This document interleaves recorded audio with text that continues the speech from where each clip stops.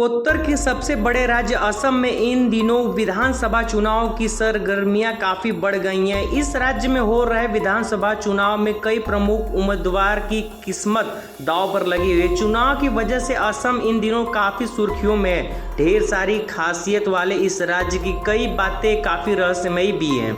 आपको यह जानकर हैरानी होगी कि असम में एक ऐसी जगह है जहां हजारों पक्षियां आत्महत्या कर लेते हैं। दरअसल असम के दिमा हासो जिले की पहाड़ी में स्थित जतिंगा घाटी पक्षियों में सुसाइड पॉइंट के तौर पर काफी मशहूर है। हर साल सितंबर महीने में जतिंगा गांव पक्षियों की आत्महत्या के कारण सुर्खियों में आ जाता है। इस जगह पर न केवल स्थानीय पक्षियां बल्कि प्रवासी पक्षियां भी पहुंचकर सुसाइड कर लेते हैं। इस जगह की जतिंगा गांव काफी रहस्यमयी माना जाता है। आत्महत्या करने की प्रवृत्ति तो इंसान में आम है, लेकिन पक्षियों के मामले में यह बात एकदम अलग हो जाती है। जतिंगा गांव के पक्षी तेजी से उड़ते हुए किसी इमारत या पेड़ से टकरा जाते हैं, जिससे उनकी मौत हो जाती है। ऐसा इक्का दुक्का नहीं बल्कि हजारों पक्षियों के साथ होता है। सबसे अजीब बात तो यह है कि ये पक्षी शाम 7 से रात 10 बजे के बीच ही ऐसा करते हैं, जबकि आम मौसम में इन पक्षियों की प्रवृत्ति दिन में ही बाहर निकलने की होती है और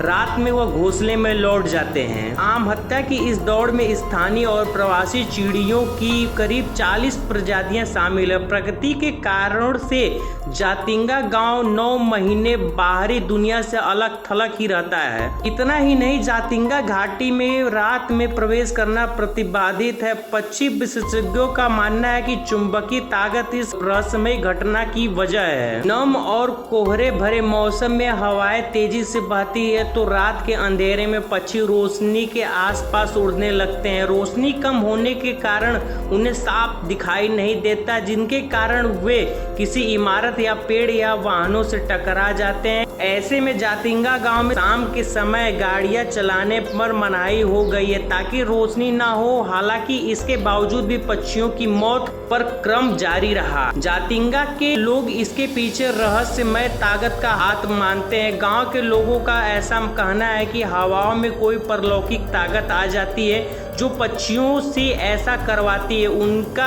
यह भी मानना है कि इस दौरान इंसानी आबादी का भी बाहर आना खतरनाक हो सकता है। सितंबर अक्टूबर के दौरान जतिंगा की सड़कें शाम के समय एकदम सुनसान हो जाती हैं। कथित तौर पर पक्षियों की आत्महत्या का सिलसिला 1910 से ही चला आ रहा है, लेकिन बाहरी दुनिया में यह बात 1957 में पता चली। 1957 में पक्षी वैज्ञानिक एपीजी किसी काम से जतिंगा आए हुए थे। इस दौरान उन्होंने खुद इस घटना को देखा और इसका जिक्र अपनी किताब the wild life of India में किया। देश विदेशी के कई वैज्ञानिक इस घटना पर रिसर्च कर चुके हैं, लेकिन अभी तक सही वजह का पता नहीं चल पाया है।